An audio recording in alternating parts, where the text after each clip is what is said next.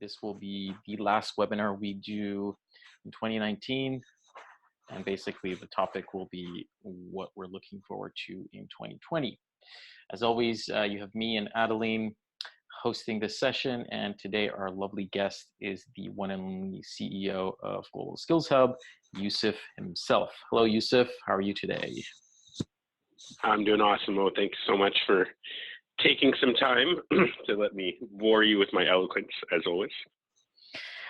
It is my pleasure to have you here. I would like to point out a few things before we get, because I have a lot of questions for you. There's a lot of stuff to talk about.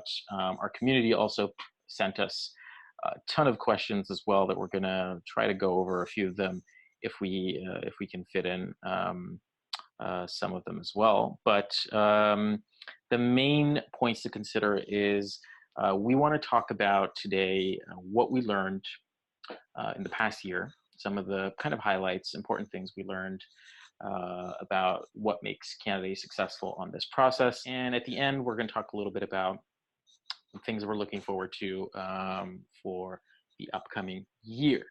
So before we get started, I wanted to know, Yusuf, how did you feel about this year, and what were some key insights that you wanted to share with all these amazing folks at the GSH community? Yeah, thanks so much for that. I think as we come to this time of year, we look to reflect on how the year is going, our personal lives, professional lives, and then we stand at a unique position today as we're also looking forward into a completely brand new decade and the end of an old decade. So it's a unique opportunity here as we close off 2019. To really set a vision for where we're headed to as well as a company and so on. So, there was a lot of insights. We had a great year here at Global Skills Hub as we continue to learn, to fulfill our vision of really helping connect Canadian companies to world-class talent across the world. And how do we make that process as smooth as possible, as easy as possible on both sides? And really, how do we connect the right company to the right people, across the world, and ensure that the immigration process goes smoothly as well? We learned a lot of insights this year on, that the best developers in the world, they come from all over. And, we've had people this year who came from places like Belarus, Ukraine, India, South Africa, Zimbabwe, Nigeria, Brazil, Russia, and the list goes on and on. So it's been incredible to say that it's not like there's one country, although I'm sure there's some pretty nationalistic people on this that would say that, hey, we've got the best developers in the world, but we've learned that they come from every different country, from all different types of backgrounds, and different intersections in terms of where they are, whether they're male, female, or from all various types of backgrounds like that, and so on. So it's been an enlightening journey that way. I think we've learned one of the biggest insights that we've learned in the market is that the adoption for global recruitment, it continues to rise. Mm-hmm. We started the company early in the process of when this global talent stream was introduced. And it took a lot of education to get companies to understand that this is something that they really need to incorporate in part of their processes. And what's happening now is that demand continues to rise, and we are starting to see an influx of companies from other countries where global tech recruitment is normal. For example, the US or India or Europe, where they're looking at Canada now because of the open immigration policies and are now setting up subsidiaries. And so this year we've had the fortunate pleasure of working with companies that are just newly set up in Canada, although they may be existing, startups or scale-ups in other countries for many years. Mm-hmm. So I think that was, a huge thing that we really learned about the demand, and we're excited about where we're headed in 2020 and helping more people get to, their dream job and then come and move to Canada and make Canada their home. And we've learned a lot of stuff around the prep and and Hmm. the interview piece that we'll share with you here as we go as well. But I think that's really the most important learnings for us is that, people are coming from all over, the demand continues to rise. And, this whole piece of the actions necessary that you need to take in order to, land that placement or sorry, land that position on your side as a candidate is incredibly important. We've learned what are the nuances that we need to kind of help with in there as well. Amazing, amazing. So there's so much to explore there. We're gonna keep it limited to based on the time we have, but let's talk a little bit about the people that we've already brought here to Canada, and we recently had a session with a few of our alumni who've already kind of been through this process, and they've been successfully integrated into the ecosystem. I guess that also kind of fits into how we want to help and prepare candidates as well. What do you see the role of someone who's moved here, who's been successful, and maybe wants to give back, or how do we support candidates that actually kind of go through the process and get a bit far, do a few interviews? What do you see as the biggest things that we should be helping them with, and they can do to prepare themselves? Yeah, I think that I think this boils down to on the seriousness of or the seriousness and the eagerness of you wanting to move to Canada Right. and work in the tech ecosystem, which is the greatest tech ecosystem in the world right now, bar none, and will continue to rise to that point over the next 3 to 5 years. Hmm. The what we've seen is that you're you're investing money into getting police clearances and medical clearances and all that stuff done in order to pass the immigration bar in order to enter this country. It's if you're willing to go through that, you also need to also be prepared for the interview process itself. Hmm. And understanding that the interview process in Canada or North America may be different than what you've experienced already. And so learning that and then going through and being better prepared for these interviews is going to make your life a lot easier. What we've seen is we've seen top developers and top engineers, who are working in incredible places as it is right now. And then they enter into the interview process because the interview process may be a bit different, or it might be so focused on fundamentals and so on. Or a company may be more, looking for someone that's a generalist as opposed to someone that's really niche into one role. Understanding all of those pieces and then prepping for them will give you a way better shot, because we've seen those top developers and top engineers, and they may not get through the interview process, and it's just really just a matter of that they're just not prepped. Hmm. Do you see any areas that you see particular weaknesses in? I guess this is a learning opportunity for everyone as well, and that's what our aim is with these webinars. What would you say candidates should be optimizing for? What are the mistakes that you've seen commonly been made? Yeah, so I think there's some stuff that will seem straightforward, but I'd like to go over them, and then there's some stuff that's it's just really a question of you how you prepare. Hmm. Let's start with the easy stuff. Things like you got to treat a virtual interview the exact same way that you would treat an in-person interview. When it comes to things like being on time, what you're wearing, the environment that you're in, and so on. So, I would say this, like, you wouldn't go do a technical whiteboard interview sitting at a coffee shop where there's a ton of noise and there's a whiteboard in front of you and so on and so forth.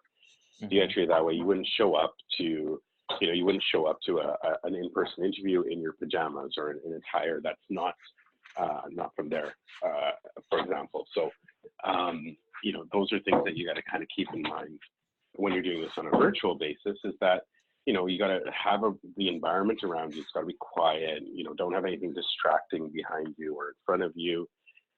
Make sure you're early to the meeting and you've tested your equipment. You wouldn't, if you've got an interview at 1 o'clock, you wouldn't run into reception, at the lobby of that company at 1 o'clock sharp sit down, out of breath waiting for your interview. You would have shown up a few minutes early, got yourself kind of prepared. So you gotta just envision it the same way. You gotta be a few minutes early for that, that Google Hangouts or that Zoom meeting that you're doing. Make sure that all the technical pieces are working and that you're prepped and ready for that from an environment standpoint. I also suggest that everyone, one of my go-to websites or apps is called World Time Buddy. And what it allows you to do is put up multiple time zones, and you can just plug in, okay, so if it's EST here, Toronto time, what is it, IST in India, or what is it right now, Eastern European Standard Time in Ukraine or Romania, for example. So keeping that in mind, because we've had situations this year multiple times where people just messed up time zones and missed their interviews. Right. And you really, it's funny. It seems like, hey, you would imagine like people just say, hey, can I get another shot at these interviews? And you're like, why are these companies so serious about, about a missed interview and stuff like that? And they're not giving another chance. It's because we're in an environment right now where people are trying to move quickly, hire the right people, not make a mistake there, and they're taking away a lot of time from the engineering team to do interviews where they could be coding or working on the product of their own companies. And so we need to be cognizant of that and make sure that we, put value on this hour that we're getting or half an hour that we're getting from this company in order to work with them. The other parts I think that are important are just being prepped in general about the company. And we put some materials out on this, and we put a lot of newsletters out on this as well. But you got to really research the company, understand what they do, and you got to be willing to ask questions from them as well. And they actually encourage that. They want to know, because they're looking at it and they say, okay, if you're coming in here working with them, they're expecting you to want to work there long term. That's their goal. We know the industry stats are different than no one's, the average they last right now are 18 to 24 months in development type position. They know that as well, but they're trying to create longevity. So they're going to want to know, what does your future look like? What do you want to end up being?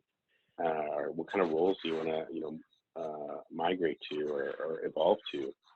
And so you got to have that kind of information ready, because if you don't, then they're like, okay, well, if your only motivation to get this job is to come to Canada versus someone that's motivated because they really want to work for this company in particular, because whether you're passionate about weather data or you're passionate about bills or solving many kinds of challenges out there, those are the people that are going to win long term and get hired versus just the people that, hey, I want to come to Canada, I'm willing to take any job that I can get.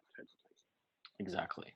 And it makes a lot of sense, right? I mean, even if you were applying to jobs locally, you would still need to fully understand the company that you're working at. So I don't think there's any reason that it would be different when you're applying to another company from a completely different part of the world, and who probably doesn't know a lot about your background as well. That's one of the points that I wanted to also bring out. Was we recently made some updates to our template as well to ask everyone to include some key insights about what their company is actually about, what kind of projects did they work on, what kind of results did they get. So just to make sure they craft that information about their experience in a way that it's digestible, right, for the person who's reading it. Not everyone has time to go ahead and research your company, figure out your tech stack, figure out the products you worked on, what your role was in the team. So you don't want to be too generalistic there. You want to be more specific about yourself. What did you do and what were you able to achieve at that company? And I think these basic things in your resume will also help you get a shot at actually getting that interview, right? So just getting your foot in the door and actually being able to book that interview requires you to clearly communicate you could be a fit for the role. So that's right. One of the things that also came up a lot on feedback. And I think, and I think one thing that I want to just quickly address as well, and we're in a position now to say this, but this is something I think sometimes we've sent people for interviews and this like, hey, like if I can get a job in Canada, this works or whatever. Like the people we're looking for in our community are people that are highly motivated to come to Canada. And we've proven that this works multiple times. You've seen the stories that are out there. There's a lot of stories that we haven't even published yet. I mean, we've picked up 5 or 6 people just in the last few weeks, in places like Toronto. And this works. This is not a immigration scam, where people have had those challenges in the past. And in 2020, we're going to be launching some a few paid type of services, like some VIP services and stuff that will launch out to a specific segment to the community. But we are committed to keeping this done at the expense, at our expense as well as at the expense of the companies that we're connecting to. And so keeping that in mind, just because you're not being charged for this or whatever right now, you still need to take it seriously, because it's a really easy way to get out of our community if you're not, you're just trying to try this thing out. We're not at a point where we're trying this thing out anymore. If you are the Michael Jordan or the Simona Halep, of your of front end development or back end or full stack development, then we want to get you a position. We want you to come to us, and we're gonna find you a position with our current roster, or we'll find more clients for you.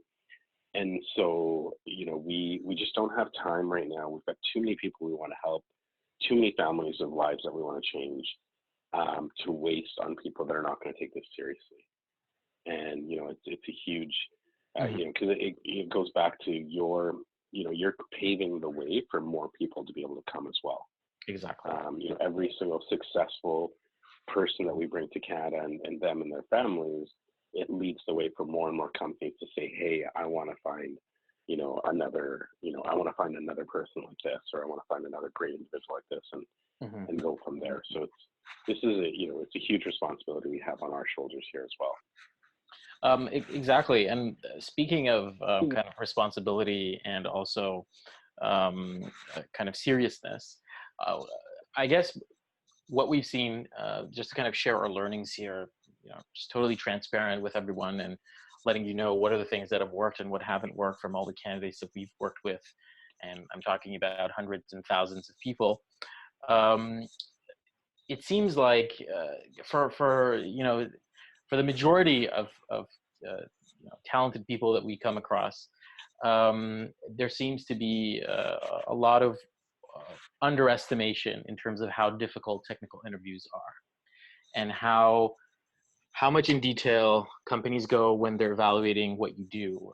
Don't just kind of take it lightly and feel like this is just a task that I need to get done and it's boring and it's not interesting. It's not about that. It's about, this is the only way that that company can get a glimpse of how you think, how you work, how creative you are, how engaging you are, how good of a problem solver you are, how fast and fluent are you in the tools that you work with every day.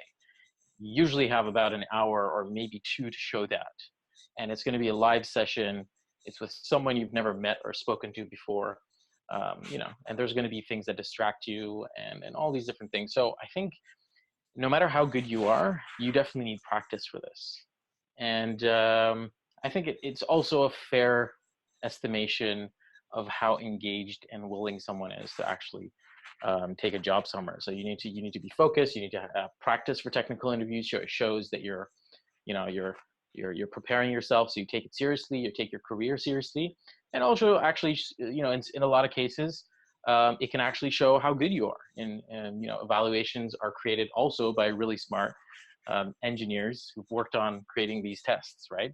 So they're not all kind of just roadblocks for you. A lot of them are interesting challenges, and they're supposed to discover, what you're really good at. So I think this is one of those key areas that I would think you could never get enough practice on. And we've done a separate session on this. We've tried to get help from all the people that are, active in this area. We're trying to partner up with the best out there to get the best practice for everyone and make sure that everyone has a fair shot at this. At least people who want to try. So this is definitely one of the areas that I think there should be a lot of focus on, and we definitely have some plans for next year, and you'll be hearing about it soon. What are the things that we're going to be offering and things that we can help you with on the technical? Yeah, I think I think the best way to view this, Mo, if you're part of our community right now, the best way to view this is like this: is that we're the companies that we've had the greatest success with are not companies that are looking for worker bees. Where they're like they're just going to put you into a cubicle and you're going to sit there and code all day. They're looking for people that really treat software development like their sport. Like what they're gonna, what they're great at. And so, I look at people from our community, incredible people, like you probably heard webinars this year with people like Abdu, people like Cynthia, or even Hafsa, where we did the video and stuff like this, where they invested time and continually invest time into being the best of the best at their sport, whether that's, mobile development or front end or back end.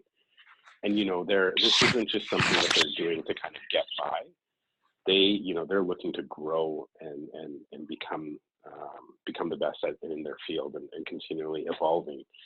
And so if you're constantly in that, where you're, whether that's you're attending meetups or you're part of groups or you're doing open source stuff and so on, I think all those things matter, because you have this great opportunity right now.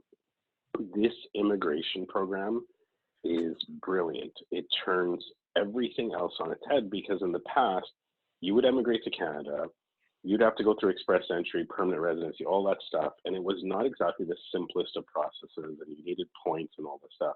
Mm-hmm. Then you come in here and you land, and all of a sudden you need to go start looking for a job. Now you go start looking for a job. You've got this headache of looking for a job while you're trying to settle in a new country. And, in the past, there would be things like, oh, if you don't have Canadian experience, we're not going to be able to hire you. This program completely flips everything on its head, because you land with a job.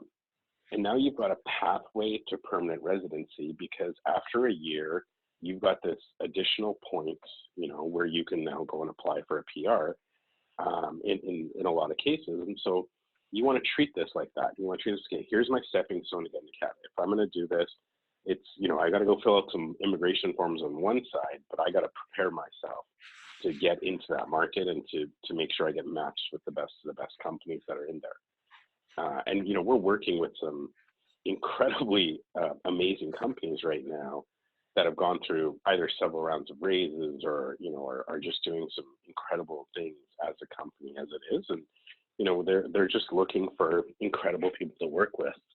And, I know we have them in our community. We've brought a lot of them already to Canada, and there's more of you that are out there.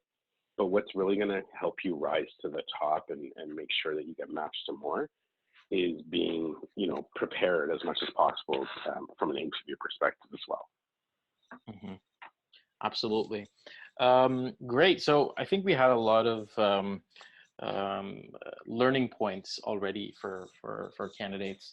And I hope there were at least some things that resonated with you if you're listening, and it'll give you some pointers on what you can do to actually improve your odds and take the next step. What I wanted to do, we're kind of almost halfway through our time, so I wanted to maybe take a little bit of time to go through some of the questions, and then at the end we'll talk more about, I want us to talk about a little bit of the plans we have for next year. But before we do that, there are a ton of questions, and I want to go through a few of them with you. So, so there's a first question. I'm going to rephrase it in a way to kind of, which is my interpretation of the question, but I think it'll be an interesting thing to talk about. But what kind of profiles get jobs? What kind of candidates are actually getting interviews and passing them? How would you describe them, Yusuf? Do you mean more from like a technical standpoint, or do you mean like sorry, I just want to clarify I'm answering the right question here. Yeah, so the original question was which employer will accept my job application, right? So this was the question that someone submitted. But my interpretation of that question is, so if I submit a job application, someone's looking at my resume, and that's kind of probably the first step. What do you see usually there, whether from a technical perspective or anything else that stands out for you, that you think is kind of maybe an average description of a candidate that is getting accepted for interviews? Well, how would you describe that kind of candidate? Yeah, so obviously, from the types of people that are getting accepted into there are, they're well-rounded in terms of their technical background. So they're kind of keeping up. They're not just, they're keeping abreast of what's happening around them, and they're becoming a master at whatever, languages that they're choosing to be, or whatever parts of it. We still continue to see the bulk of the requests coming in what we call kind of the fast five type of roles, which are like those full stack developers, back end developers, front end, and then your iOS, Android, and kind of mobile developers. That's where we're seeing, I would say about 80% of the roles come in. There are definitely tons of other roles that are coming in for, things like data engineers. Sometimes we're seeing a lot of demand on the DevOps side as well. But that's where we continue to focus as we learn more and more about this process before we go out to other industries, verticals, or parts or roles there. But really the types of people that are being, are the ones that are, curious. They're constantly learning. They're trying to make upward movement in their careers. So they're seeing this as a stepping stone to kind of get to the next step. They're they're great in providing either some sort of like technical leadership in a lot of cases, or they've had an experience working with a lot of different types of backgrounds, or they've been working, maybe they've been outsourcing or working for like North American companies already. So just that ability to communicate, across different cultures is, we're seeing that has become really a repetitive trend between a lot of the people that we brought. But I think if you're courageous enough to want to come to Canada and move your family here, I think you already exhibit a lot of the characteristics that people would need from a cultural standpoint already. But yeah, I think I know I'm harping on this today, but it's a question of prep. I think more than anything, it's just being ready to interview, and you also deciding yourself what kind of company that you want to look for and setting that intention, I think, helps as well. Yes. Actually, I guess what you said kind of answers also the second question that was posted. Someone asked, given my personal status, I'm a software developer, I'm married, I have a bachelor's degree, I'm 30 years old. What are my options to migrate to Canada? I mean, other than directly applying for a permanent residency, which we would require a pretty high score, probably perfect English and a degree and everything. I think the best way is to go through, a job offer, a global talent stream, and I think if you actually are pretty good at what you're doing, and based on what Yusuf has been describing, I feel like you definitely have pretty good odds of using this pathway. And someone else. Yeah, I mean, I guess a couple just to add to that based on that question. We typically look for senior talent, and if you're not senior in terms of like years of experience, then we're looking for someone that's really standing out. I think prodigy is an overused term, but I think that if you're a couple of years in, but you're exhibiting some characteristics of being really really sharp in some things, and we're definitely going to entertain that. More than anything, I think a lot of what we work with are 5+ years, 4.5, 5+ years of experience and above. And if you've kind of got that, then you've got a good chance of doing there, as long as you're great at what you do.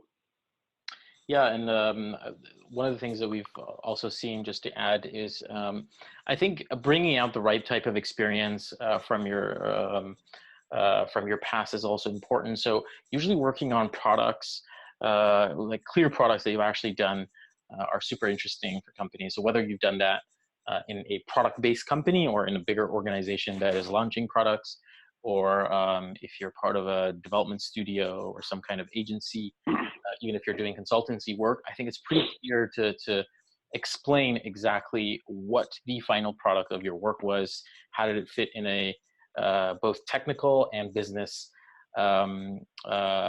strategy of the company, and I think that really helps identify what kind of scale of work you've done and what kind of roles and positions would be interesting for you. So I think that's one of the things that also stands out in terms of increasing your chances. Yeah, I think. Yeah, and I think one thing to add to that as well, and I know you mentioned earlier that we're making some changes to our template and so on, is your job is really, we do our job in order to sell you into getting in front of this company. We say, hey, the company says these are our requirements. We say, hey, we've got these great people on this side, and we do a match essentially, right? There's a couple of things that you need to address and help us with while we're doing this, and this is another insight that we learned this year. So two things always stand out. One is in North America or Canada, they don't really fully understand the types of companies that you may be working for in your country. So you're coming and you're saying, hey, I've worked for this incredible startup and stuff like that. They may not understand what that company is. Or you're saying I'm working for, so you got to explain the type of company that you've worked at. So if you worked for a telecom, you say, hey, I've worked for the biggest telecom in Nigeria or Brazil, etc., and explain that. And then the second thing that comes up and this came up a few times this year, so I wanted to address it, is that you got to understand, a recruiter at a company looks at your resume, they scan it. There's multiple studies done on this where they're scanning your resume for 7 to 15 seconds. Now, if we're forwarding your profile, we're forwarding key points that they're going to want to know. And so when they do that initial scan, one of the things that their minds are trained to do, which is right or wrong, or mostly wrong, is when they see you, hey, you've been jumping around. So you worked at a year here, and then you worked a year and a half, and a year. That for them comes up as a red flag. And so an explanation behind why that is important. So you don't need to put like a cover letter, but you need to let us know or tell us, hey, why is it that you went from 1 year to 1 year to 1 year? And if that's happened in your profile, as long as you can provide clarity or an explanation behind it and it makes sense, then it's easy for us to forward that information because it's going to come up. Yeah, absolutely. And just being transparent and being able to properly explain it, I think makes a whole lot of difference for everyone, for companies, for us, and for yourself, because as you said, it's going to come up in interview conversations. Right. Okay, so we have a lot more questions. Let's go over. So, kind of to change the theme a little bit here, what kind of advice do we? So let's say someone has already done their interviews and they're successful. What kind of help do we give candidates when they're negotiating with companies and want to kind of get that offer and kind of relocate and that sort of stuff? So what do we help candidates with there? From a negotiation and then relocation standpoint, or yeah, I think those. I think that's the gist of the question.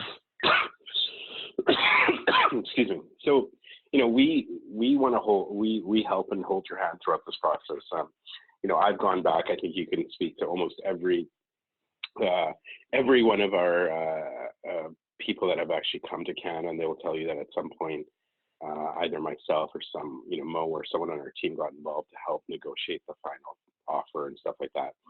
So we help in that process. We're going to be, we're transparent as much as possible. One thing to keep in mind is that we never wanted to be a recruitment company. We wanted to create this new industry, which was an intersection between recruitment, immigration, and relocation.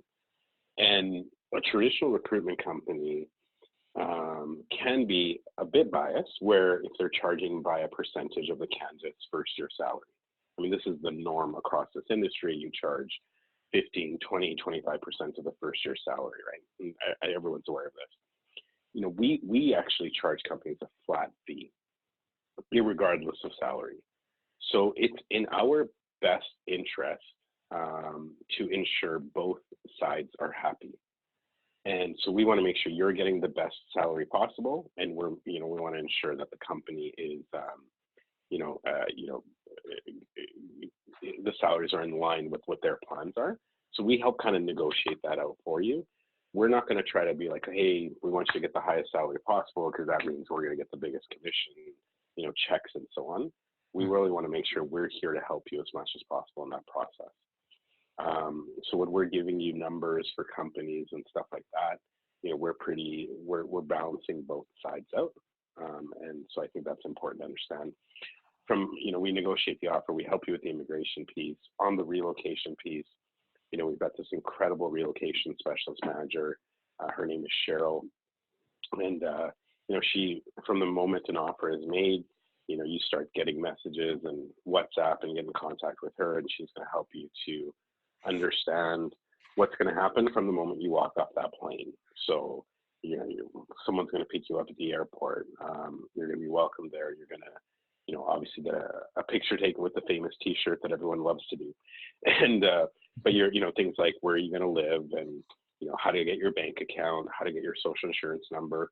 All of those pieces are done because our job is to reduce the amount of friction and stress that you're having in relocating to Canada.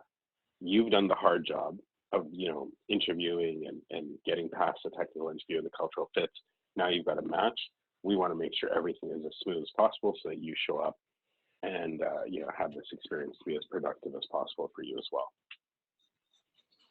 Amazing.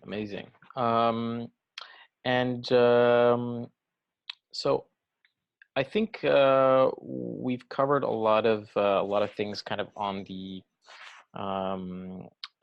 kind of what candidates will go through, and what they should expect, what they should be prepared for, and what kind of things we help out with. But let's talk a little bit more kind of before we jump into our plans for next year. But there were a bunch of questions regarding what companies are looking for. So I'm just going to kind of go through a few of these questions. Maybe you can answer them all together. So one person asked, why are Canadian companies looking for foreign developers? Are there not enough developers here? What dimensions are important for Canadian companies other than professional skills? So I'm assuming by professional skills, they mean like technical skills. So what are kind of non-technical or soft skills that are important? I think these two, and then someone else, something about, I have the Ontario nomination. Do I have any better chances to get a job? I think that's a bit more kind of on the immigration side of things, but let's keep it to these three. How would you respond to these questions? Yeah, so let's start with the Ontario nomination one. For the member of our community who's actually had that, if they can get in touch with me directly, I want to talk to them a bit more and just understand what they have. And if it is what I think, then there is opportunities for things to be done there quickly. That Ontario nomination is actually for permanent residency, not for the global talent stream, but we can help in that aspect as well. Mm-hmm. In terms of the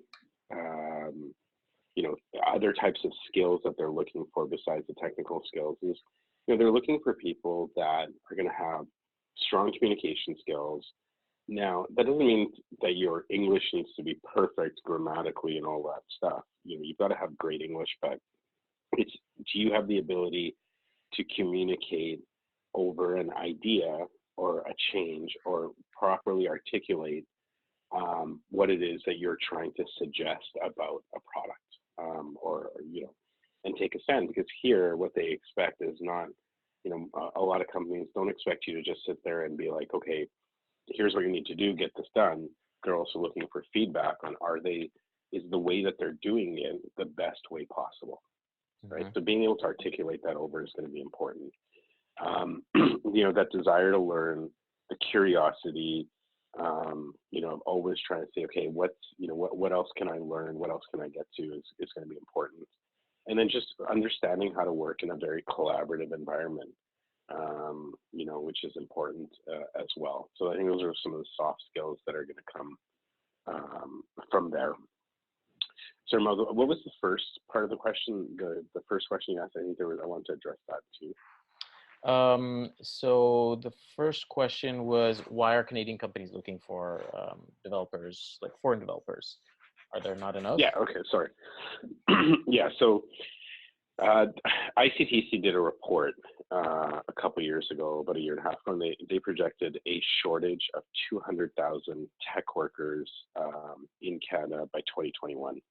It's very similar to what's happening in the US right now, although the US has not opened their immigration policies up like we have in Canada. In the US, they're estimating a shortage of 1 million tech workers over the next 24 months. So this problem is a worldwide problem. So that's one of the main reasons, is that in Canada today, we don't have a lot of senior tech talent. We have a lot of great universities producing amazing developers and engineers and so on, but they're junior. What we also don't have is we don't have a lot of people that are experienced working on products at scale. So, we're still a very relatively new ecosystem where, there's probably about less than 10 unicorns in the country at the moment. And that's all changing and growing at a hockey stick exponential level. But, they're looking for people that, there's companies out there that say, hey, is there someone in your pool that's worked on something that has 1 million users or has a petabyte of data that they dealt with? Because that type of experience has been hard to find in Canada right now. So that's why they're looking for foreign developers. Perfect. I think that was a pretty clear answer. We also have 2 questions that were posted on our live Q&A, so we're going to try and answer those. The first one I'm going to just go, and then the other one I would like to ask you, Yusuf, which is about the visa. So the first one is someone asked, do you have any advice on how to market yourselves the best way possible? What are companies looking for in a backend / data engineer in Canada? What type of certification? What is the interview process like? So that's a very, very specific question. We won't have time to go through all the details there, but generally, as mentioned, I'm just going to reiterate this. If you're a backend engineer, obviously, you've worked on probably a few different languages, or at least one, and you've kind of gone really in depth there. So the most important thing is to show what have you actually built with that skill, and you have to be able to showcase that. It has to be pretty clear what you worked on in the team, what was your role, what was the output. If there's any interesting achievements or learnings, it definitely helps to put that there as well. That's what would help you market yourself better, because the first stage, you're just trying to get into the door. You want to make sure that your experience is shown. If you worked in an interesting company, it doesn't hurt to put like a nice line about how cool your company is, maybe in Brazil or in India or in Pakistan or wherever you are, because not everybody, knows all the companies in your ecosystem, and most people don't know anything about your ecosystem. So you need to kind of take the initiative and maybe promote your company a little bit, even in your resume, and say, this is the cool product that we built, and this was my role there, and this is what we achieved. So that's the best way, kind of just like a simple overview of what you should be considering. There's lots of reports on what kind of technologies are in demand in Canada. Obviously Ruby, C#, Python, Node.js, these are all popular backend languages, and you couldn't go wrong if you know any of them. There's also other ones as well, but these ones come up consistently. Java as well. So, and interview processes are all similar. There's always kind of an initial phone screen, and then there's a technical interview, which usually almost in every company they target your fundamental skills like data structures, algorithms, to even system design, depending on how senior your role is. And then that you kind of do a bit more of cultural and more in-depth conversations, both technically and kind of on a personal level with the rest of the team. So that's kind of the popular format of most interviews across companies. Now, sometimes the order of those interviews are a bit different, but usually all three of them exist in any interview process. I hope that answered your question, Nathaniel. Um, we also had another question. So what kind of visa do I need to apply to if I get an offer from a Canadian company? On what terms will I be in the country? So that's more of a visa question. I think, Yusuf, you might have a better answer to that. How would you respond? So what type of visa is required to be in the country? Yeah, so what kind of visa do I need to apply to if I get an offer from a Canadian company? So I guess maybe a quick explanation of what the Global Talent Stream visa is might answer that question. Yeah, so the first part of it is that the immigration process, we handle that. We send you a checklist of everything that you need to prepare and so on, and we guide you through that process and handle it for you. Obviously, you've got to prepare your medical clearances and police clearances, and if translations are necessary of your document. But we guide you through that process. You're going to be working with our legal team on that. In terms of the type of visa, what happens is under the Global Talent Stream, the company applies for what's called an LMBP, or a Labor Market Benefit Plan. It takes them a couple of weeks to get approved, and then with that approval, they're able to then say, hey, I have an approved seat to hire a full stack engineer at X amount of salary, and you take that letter and go and apply for a work permit. That work permit is a 2-year closed work permit to that company. Now, after a year, you are eligible to then apply for permanent residency in Canada as well. And the way that 2-year work permit works is at the time of the application, you can also apply for your spouse and family. Now, the spouse and family, the immigration piece is not covered by our company. Sometimes it's covered within a relocation package from the company itself, but you should be prepared that to cover the cost of like biometrics and stuff like that for your family, which generally can be around the $500 to $750 range. But your immigration costs will be completely covered. Your spouse or partner gets an open work permit, so they can actually work anywhere. And then your family can come in on, like, if you've got kids and stuff, they can come in on study permits and so on. Perfect. I think that was a pretty clear explanation. We do have more information here. We did also a webinar previously. We'll share some details with people who attended here and post some links later on as well. But I think that gave a pretty good overview of what you get on the Global Talent Stream visa. All right, perfect. So we're gonna sorry. One quick thing to add there, Mo, is I think Adeline has done an incredible job this year of really working on the newsletter, the community, and putting together these webinars. We're incredibly fortunate to be working with someone of her caliber. And I know in 2020, a lot of the things we're going to be pumping out a lot more content on how to market yourself, on the vetting, on the interview piece and so on. But one thing I would add is make sure you fix up your LinkedIn profile.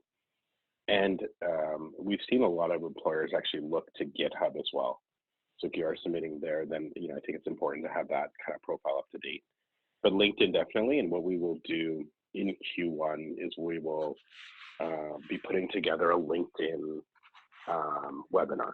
So just a webinar completely focused on how do you update and market yourself best on LinkedIn in terms of what your profile needs to look like, so that because that's where they automatically go and check a lot of times. Mm-hmm. Perfect. All right. Another interesting and important piece of advice there. We're almost at the end of our time, Yusuf. We had a lovely time chatting with you, but our final question still stands. What should we be looking forward to in 2020? Why is 2020 the year for candidates to relocate?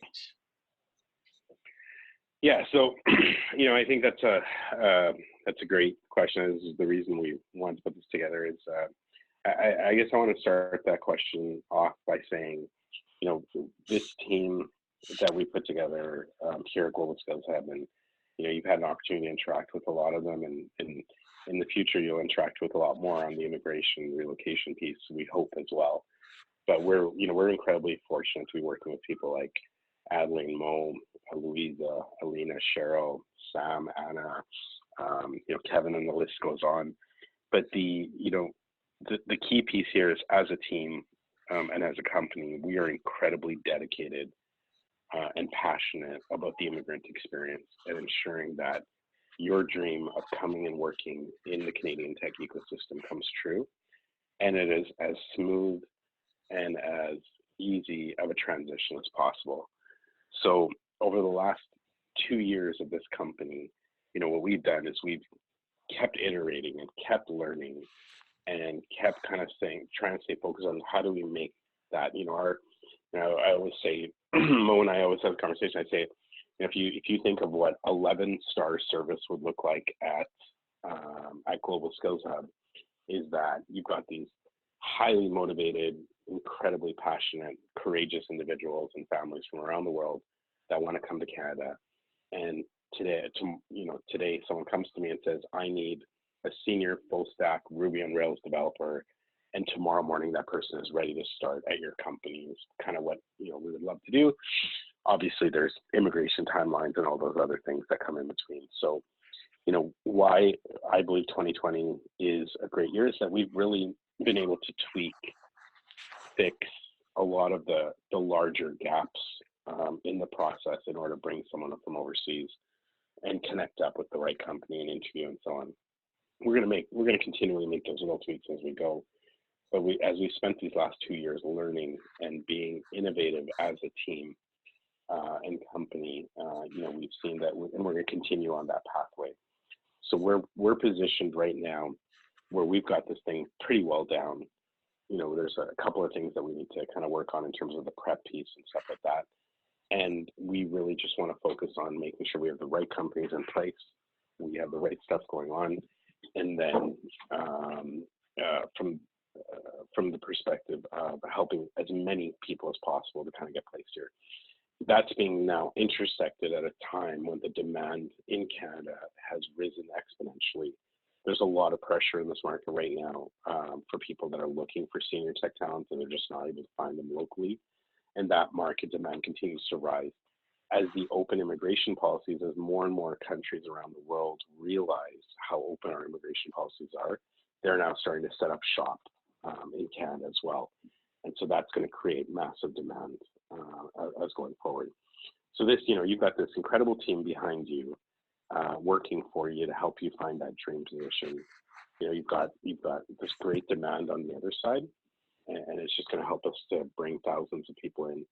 I think one of the final pieces that we're going to close off on here, and I think Mo will touch on this, is that we're going to be launching a new program where we're going to be working with some of our existing alumni, and then working with them to help prep you a little bit better.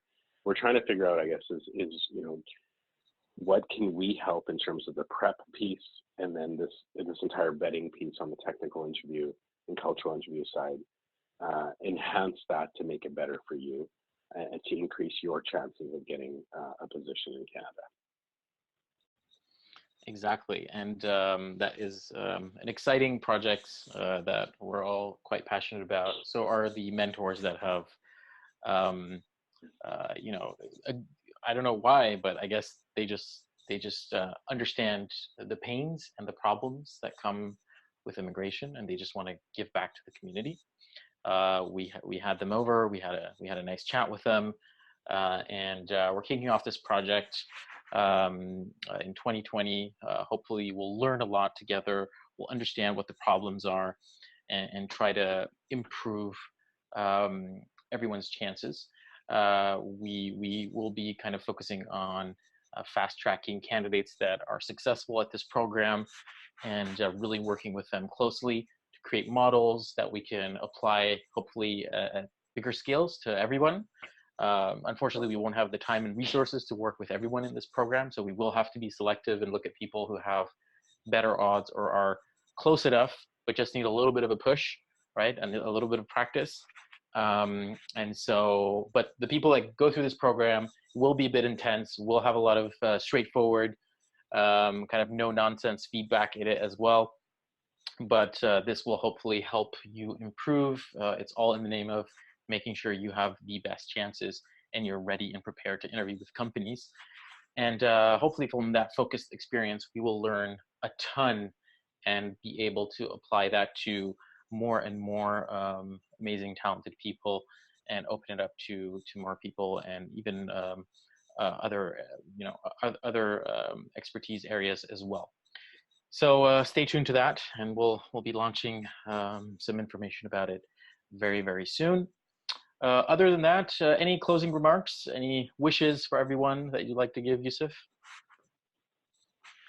No, we just wish everyone a happy and healthy, fun holiday season here, as you ring in the new decade and the new year. And once again, we just thank you for your trust, your support of the community. We appreciate you joining with us on this mission of helping unite people to kind of solve life's greatest challenges. And we're just excited about where we're headed. And I Mo and the team knows that I think the favorite part of what I do is getting to, if I can be there as much as possible, to personally welcome you at the airports across Canada. It's one of my favorite things to do as in this company. And so I look forward to hoping to welcome you at one of the airports in Canada very, very soon, and celebrating your new journey here in this ecosystem. Thank you. That was a great wish, and I hope it comes true for anyone who really wants it. Thank you, everyone. Thank you, audience. Thank you, Adeline, for putting this webinar together once again. We will have a bunch more of these webinars coming through starting from January again, so stay tuned. We're planning those with the team, and we'll come back to you on that. I mean, Adeline will come back to you on that. And other than that, I wish everyone the best and a happy new year. See you again in January. Take care. Goodbye, everyone.